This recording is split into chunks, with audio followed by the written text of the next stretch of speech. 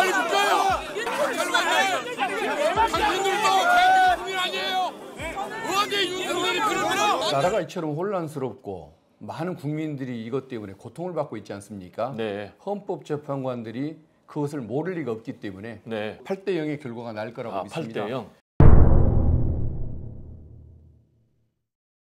시청자 여러분 안녕하십니까? 배정호의 파워피플, 오늘은 윤석열 정권의 야당 탄압 그리고 이재명 대표 죽이기에 맞서서 누구보다 앞장서서 싸워오신, 그래서 대통령 윤석열의 12.3 내란이라는 정치적 자살을 끌어낸 이재명의 호위 무사, 광주 광산갑 지역구의 박균택 더불어민주당 법률위원장님을 모셨습니다. 위원장님 안녕하세요. 예, 안녕하십니까? 네, 박균택입니다. 뭐 국민들과 함께 너무나 수고 많으시죠?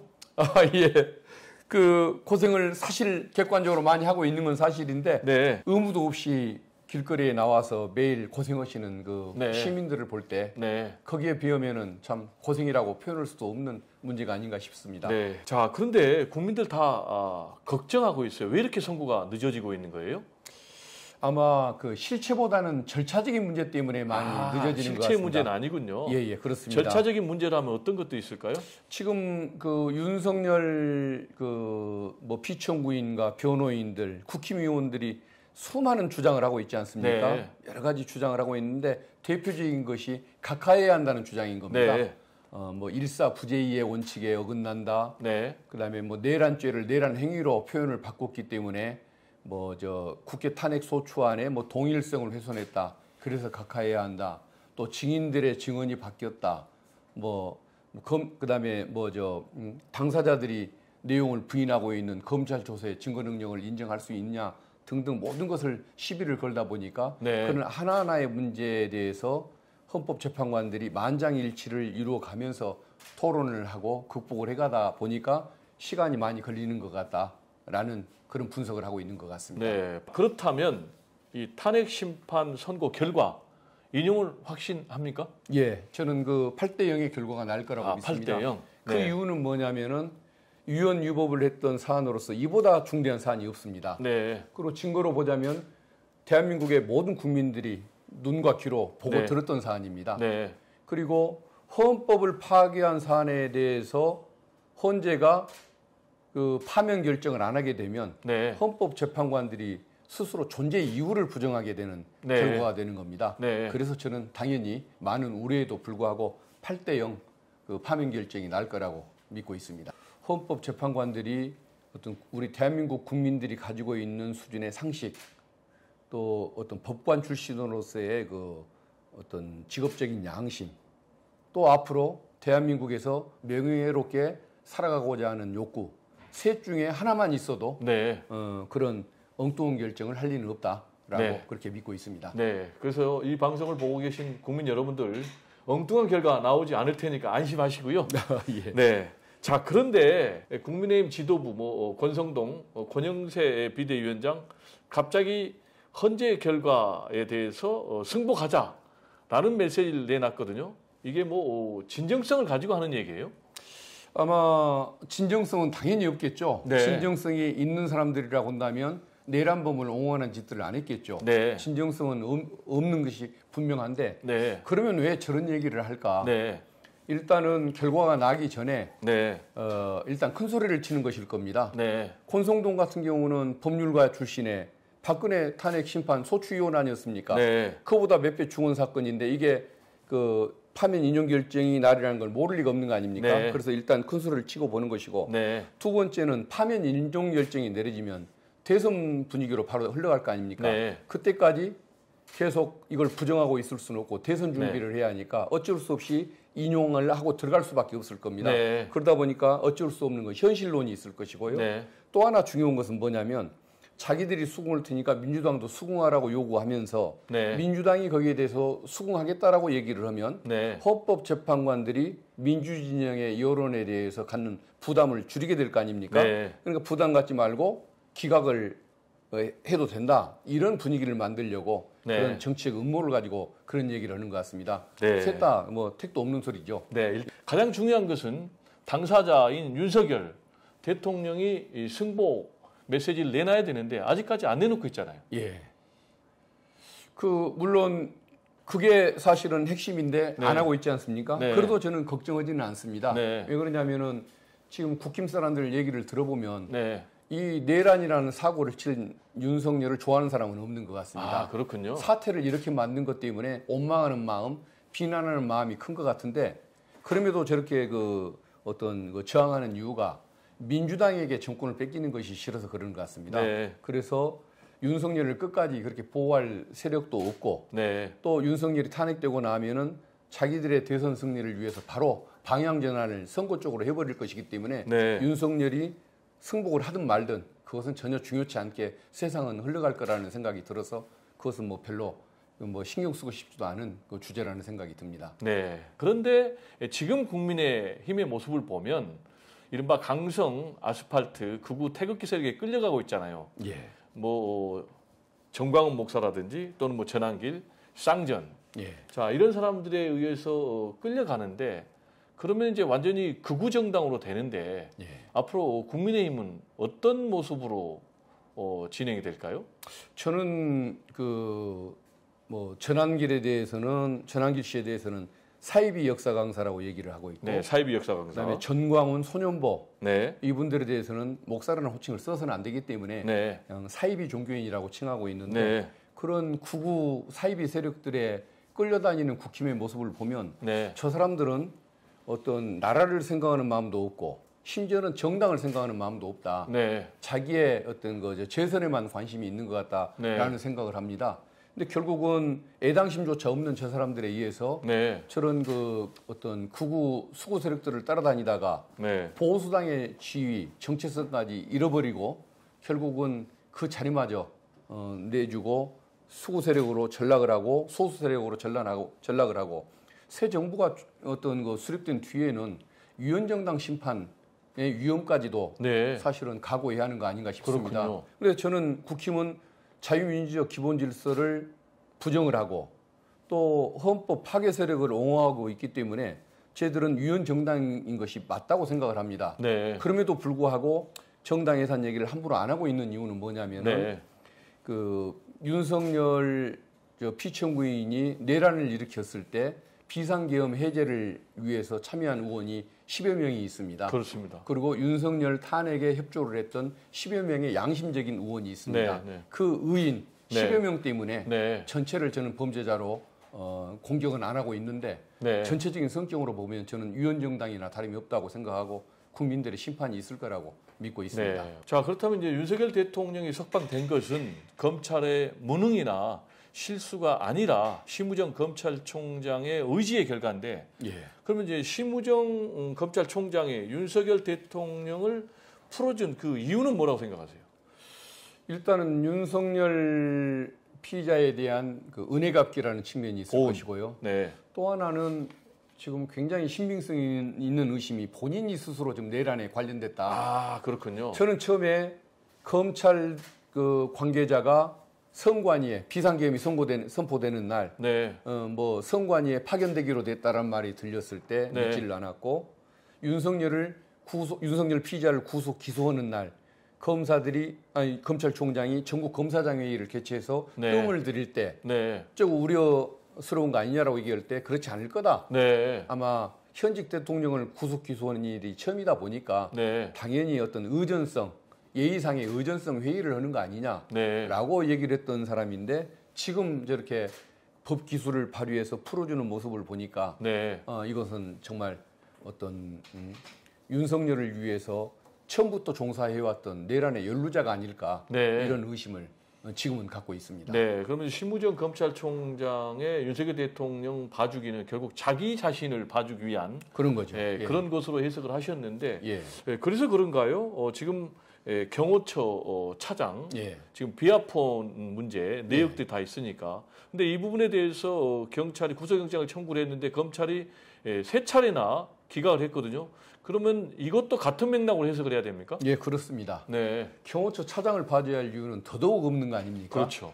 결국은 비아폰 사용 내역 서버, 네. 사용 내역이 담긴 서버 이것에 대한 압수수색이 들어올 경우에 네. 심우정 총장이나 그 대검 관계자들의 네. 그 연루 의혹이 사실로 확인될 가능성이 있어서 네. 그 압수수색을 막아줄 사람, 네. 김성훈 차장 같은 충성파가 필요했기 때문에 네. 그 사람의 신병을 지켜주려고 그랬던 것이 아닐까. 지금은 그렇게 의심합니다. 그러면- 처음에는 이해를 못했는데 윤석열 피의자를 풀어주는 과정을 보면서 그 의혹이 맞을 수 있겠구나. 지금은 그렇게 의심을 하고 있습니다. 그러면 이제 이런 부분에 대한 진실을 규명을 해야 되는데 뭐 검찰 또는 뭐 경찰의 수사기관만으로 진실이 규명될 수 있을까요? 그래서 저는 이게 이제 어떤 내란 특검이 필요한 이유가 이거라고 보는 겁니다. 그렇군요. 검찰은 스스로가 연루 의혹이 있고 네. 경찰은 수사 능력과 적극성을 검찰보다는 좀 더 믿는 입장이긴 하지만 네. 저기 역시도 네. 그 사실은 경찰청장이 저 문제가 됐지 않습니까? 그렇습니다. 개입 의혹이 있었고 또 심지어는 저 경찰국장 하던 인물을 저 박현수 씨입니까? 네. 서울 경찰청장에 임명하는 이런 모습을 보면서 경찰도 의심을 받을 수 있다. 네. 그리고 공수처는 의지는 있어 보이지만 수사 경험이 너무 적어서 네. 조금 믿기가 어렵다. 네. 그렇다고 한다면은 내란 특검이 필요하다는 것이 제 생각인데 네. 그래서 저렇게 부득불 거부권을 행사하는 것인지도 모르겠습니다. 네. 예. 그렇군요. 이제 명태균 특검법을 좀 얘기를 해 볼 건데요. 예. 이 부분에 대해서도 지금 검찰은 핵심 인물 하면은 뭐 윤석열 대통령, 김건희 여사 아닙니까? 근데 전혀 수사를 안 하고 있는데 이 역시 검찰의 봐주기 이 수사로 해석을 해야 됩니까? 예, 맞습니다. 저 사건이 재작년 12월에 네. 그 보고서. 선관위에 의해서 뭐 고발이 됐던 네, 사건이라는 네, 거 네, 아닙니까? 네, 네. 계속 수사가 진행되어 재작- 네, 왔고 그리고 명태균 게이트가 터진 지가 이제 벌써 한 5달이 다 돼가는 것 같습니다. 네. 거의 넉 달이 넘어가는 좀 그런 상황인 것 같은데 그것을 초창기에 저도 그랬습니다마는 법사위원들이 서울에 대검 산하나 중앙지검에 특별수사본부를 만들어서 수사를 해라라고 얘기를 해도 석 달 가까이를 창원지검에 맡겨두면서 네. 계속 뜸을 들이더니 이제 본격적인 수사가 시작되려고 하니까 이제야 서울로 또 사건을 이송을 해서 네. 뜸을 들이고 있지 않습니까? 새로 시작을 하는데 어떻게 진전이 빠를 수가 있겠습니까? 네. 결국 오세훈 한 명 뭐 압수수색 하는데 지금 그칠 정도로 아직 특별히 한 일이 없는 결과가 되는데 결국은 지금 저렇게 긴 세월 수사를 미뤄오고 지금도 빠르게 진행하지 않는 이 모습은 결국은 윤석열, 김건희 봐주기 또는 여당 의원들 봐주기로밖에는 저는 비춰지지가 않습니다. 네, 지금 이제 명태균 게이트에 홍준표 시장 그리고 오세훈 시장도 연루된 여러 가지 정황들이 계속해서 드러나고 있는데 특히 최근에는 뭐 홍준표 대구시장과 예. 관련된 연루 증거들이 계속 나오고 있어요. 예, 맞습니다. 그 계속적으로 나오고 있는 내용들을 보면은 그 홍준표 그 시장의 네, 아들이 명태균 씨와 그 뭐 좀 교류하는 내용들이 카톡 문자가 나왔지 않습니까? 네, 그리고 홍 시장 자체는 뭘 명태균의 존재에 대해서 뭐 크게 인식하지 않았거나 잘 모르는 사이인 것처럼 얘기를 했지만 뭐 안부 인사를 묻는 내용도 네. 최근에 나왔고 네, 심지어는 그 여론조사 조작에 필요했던 것인지 그 국힘당 그 당원의 명부를 그 홍 시장의 측근이 저쪽 저 명태균 씨에게 그 카톡으로 보내줬던 그 자료가 최근에 또 발견됐지 않습니까? 네. 심지어는 홍준표 시장의 그 여론조사비를 대납해줬던 그 인물이 있는데 그 인물이 또 대구시의 그 공무원으로 특채가 됐다는 네. 이런 또 의혹까지 나오지 않습니까? 그러니까 결국은 명태균 씨의 여론조사 도움, 조작의 도움, 그리고 누군가의 어떤 그 정치자금 대납 이런 의혹까지 받고 있는 것이 현실인 것 같은데 수사가 본격적으로 진행이 되면 이제 새로운 사실들이 더 많이 쏟아지지 않을까 싶습니다. 네. 예, 그리고 오세훈 예, 서울시장 주변에 대해서는 수사가 매우 빠르게 진행되고 있는 것 같은데 예. 정치권에서는 뭐 홍준표 시장도 굉장히 심각하지만 오세훈 서울시장 더 심각하다라는 예. 말들이 돌아다니거든요. 예. 어떻게 보십니까? 그것도 뭐 분명한 거 아닙니까? 네. 어쨌든 그 여론조사를 수없이 그 명태균 씨에게 부탁을 했지 않습니까? 네, 근데 굳이 창원에 있는 명태균 씨한테 그것을 부탁해야 할 이유가 뭐 있었겠습니까? 서울시장 예, 출마할 사람이. 네.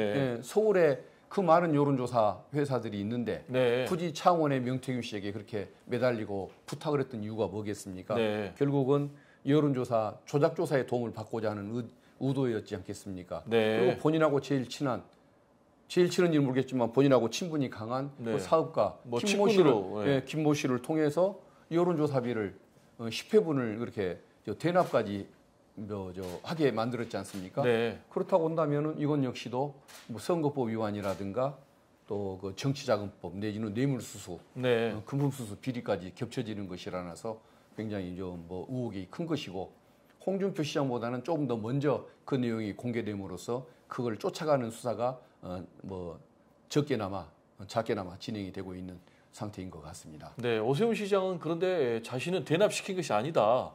이렇게 주장하고 있어요. 본인은 아니라고 얘기하겠지만 그러면 그 친구 사업가가 어떻게 그 10번에 걸쳐서 시적절하게 그렇게 여론조사비를 대납을 해줬을까요? 네. 그 김모 사업가가 그 내용을 어떻게 한다고 네. 그걸 대납을 했겠습니까? 네. 왜 그런 현상이 정말 확률적으로 맞아떨어지기가 힘든 그런 현상이 생겼는지 네. 본인이 그걸 해명을 해야 할 것 같습니다. 그렇군요. 자, 이번에는 이재명 대표 공직선거법 2심에 대해서 좀 얘기를 해볼 텐데요. 예. 이번 달 26일로 잡혔습니까? 예. 그렇다면 우리 박 의원님께서는 2심 결과 어떻게 전망하십니까? 저는 당연히 무죄가 나온다고 무죄. 판단합니다. 네. 1심 판결은 여기서 세세히 뭐 설명하고 싶지는 않습니다만은 편견으로 가득한 판결이었었습니다. 그렇군요. 예, 그래서 법관들은 일반적으로 상식적인 분들이 훨씬 많다라는 네. 전제에서 보면 항소심 그 판사 세 분이 어떤 분들인지는 저는 연구해 본 적은 없습니다만 네. 그 어떤 다수에 속하는 합리적인 분들일 것이라는 그 전제를 깔고 있는 거고 당연히 그렇다고 한다면 무죄가 나올 수밖에 없다 이런 네. 판단을 합니다. 첫째는 첫째 문제됐던 것이 고 김문기 씨와 이재명 대표가 골프를 친 사실이 없다. 네. 라고 거짓말을 한 것이 유죄라고 판단했는데 네. 이재명 대표는 사진이 조작됐다라고 얘기를 했지 김문기 씨가 골프를 쳤다 안 쳤다 이런 얘기를 한 사실이 없습니다. 네. 하지도 않은 말을 가지고 예. 검찰이 그렇죠. 기소를 했군요. 하지도 않은 말을 가지고 사진을 조작했다고 사진 조작 행위가 있어서 사진을 조작했다고 얘기했는데 네. 그걸 판단하지를 않고 굳이 의미를 캐내서 이것은 골프를 쳤는데 치지 않았다고 거짓말하는 것과 같다라고 해석을 만들어내서 의미를 캐내서 기소를 했고 법원이 거기에 대해서 유죄 판결을 해줬습니다. 네, 그렇다면 검찰의 기소가 가짜 기소군요. 그렇죠. 네. 예. 그것은 정말 왜곡된 기소라고 네. 봐야겠죠. 그다음에 또 하나가 식품연구원 그 부지의 용도를 바꿔준 것이 국토부의 협박을 받아서 그렇게 해준 것이다라고 얘기를 한 것이 거짓말이다. 네. 협박받지 않았는데 협박받아서 바꿔줬다고 얘기한 것이 거짓말이다라고 네. 그걸 판단하면서 또 유죄 선고를 했습니다. 네. 검찰이 원하는 대로 해준 것이죠. 네. 근데 이 부분은 이재명 대표가 하지 않은 말입니다. 그것도. 그러니까 네. 국토부의 협박을 받았다. 5개의 공공용도 용지에 대해서 용도를 변경해달라고 하는 것을 그 협박에도 불구하고 거절을 했다라고 얘기를 했고 네. 새로이 백현동 식품연구원 부지에 대해서 용도를 또 바꿔달라고 얘기를 해서 그것은 고민 끝에 2분의 1만 받아주기로 해서 준주거 용도로 바꿔줬다라고 얘기를 한 겁니다. 네. 협박을 받았지만 안 바꿔줬다는 말하고 연결이 되고 네. 새로운 요구가 있어서 고민에다가 2분의 1만 받아줬다고 했는데 안 받아줬다 또 새로운 요구가 있었다 2분의 1을 받아줬다 다 빼버리고 협박을 받아서 식품연구원 백현동 부지 용도를 바꿔줬다고 말을 해버렸으니까 네. 몸통을 다 잘라버리고 머리와 꼬리를 이어서 이상한 언어를 창조해버린 거죠. 네. 쉽게 표현하자면 악마의 편집, 네. 짜집기라고 볼 텐데 그럼 하지도 않은 말을 그렇게 편집을 통해서 검찰은 말을 만들어냈고 1심 부분은 그것을 유죄 판결을 했습니다. 네. 그러니까 당연히 합리적인 그 판단을 하는 그 2심의 재판관들을 전제로 하면 이건 당연히 무죄가 날 수밖에 없는 거죠. 네. 그래서 김문기 씨 발언 관련해서는 검찰이 조작 기소를 한 거고 예. 백현동 관련해서는 검찰이 편집 기소를 한 거기 때문에 예, 맞습니다. 그래서 2심에서 무죄가 내려질 것이다. 예. 이렇게 말씀하셨는데 2심 재판과 관련해서 이재명 대표 측에서 위헌법률 심판 제청 예. 이번에 또 추가로 신청했거든요. 예. 이 배경이 좀 궁금합니다. 예. 2번에 걸쳐서 그걸 했습니다. 내용을 네. 설명하자면 모든 행위에 관한 발언을 다 규율 대상으로 삼겠다는 것 이게 위헌이라는 겁니다. 네. 평생 살면서 너무도 많은 행위를 할 텐데 공직자로서의 자질과 능력을 판단하기에 필요한 사항이 아닌 것까지 다 이렇게 대상으로 넣는 것이 맞느냐? 네. 너무 광범위하게 설정이 되어 있다라는 네. 것이 하나 위헌이라는 네. 지난번에 1차 그 위헌 네. 제청이었던 것이고요. 네. 그다음에 두 번째는 그 어떤 그 해석을 함에 있어서 그 허위 판단의 그 기준으로서 기준, 네. 명백한 허위, 네. 객관적인 허위 네. 이것만 처벌할 수 있도록 해놔야 하는데 네. 이걸 그냥 포괄적으로 설명해 놓다 보니까 그냥 의미 캐내기 네. 또 뭐 어디 편집, 인상, 느낌을 가지고서도 유죄를 해놓게 그 어떤 기준을 설정해 놓다 보니까 네. 이게 문제가 있다. 네. 그래서 폭넓은 대상, 나중에 그 다음에 허위의 기준, 판단의 기준 이 네. 부분을 상대로 문제를 제기한 것인데 이것은 아마 2심 재판부에서 저는 안 받아질 가능성이 많다고 생각합니다. 네. 그래서 이재명 대표나 그 변호인들도 수용되지 않을 가능성이 많았다고 할 겁니다. 네. 그럼에도 불구하고 왜 했느냐?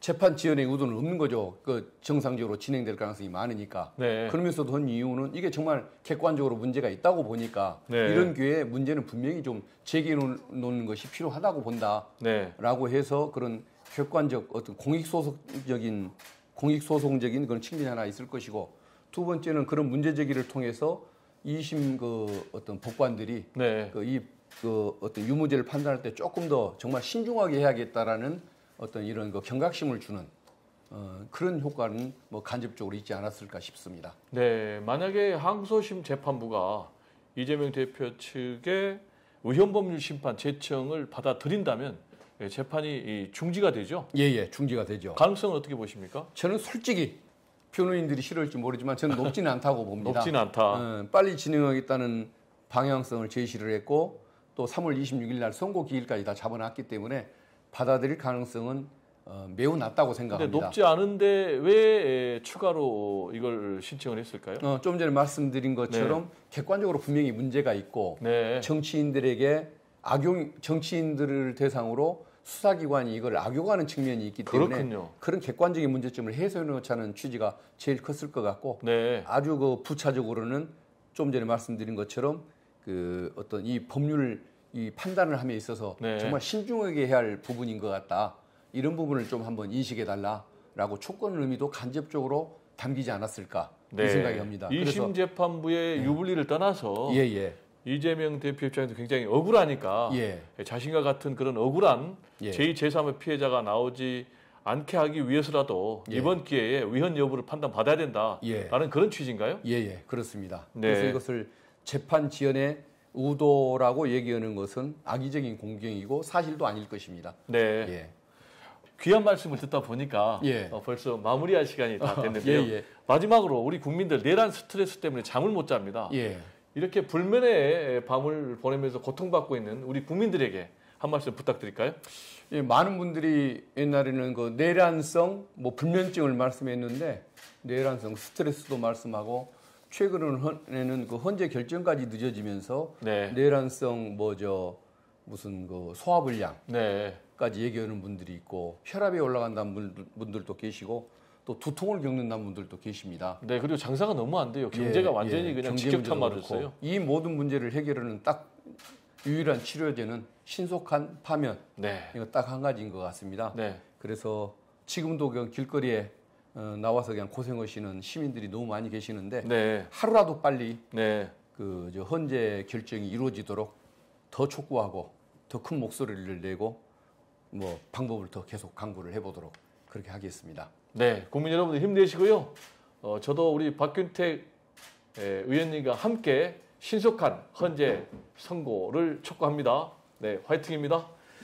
네, 배종호의 파워피플 오늘은 광주 광산갑 지역구의 박균택 더불어민주당 법률위원장을 모시고 대통령 윤석열에 대한 탄핵 심판 그리고 이재명 대표 공직선거법 2심 선고 전망 등 주요 정치 현안에 대해서 매우 깊이 있는 분석 그리고 전망을 들어봤습니다. 다음 이 시간에 더 풍성한 내용으로 여러분 찾아뵙겠다라는 말씀 드리고요. 지금까지 함께해 주신 시청자 여러분들께 진심으로 감사의 말씀을 드립니다. 감사합니다. 감사합니다.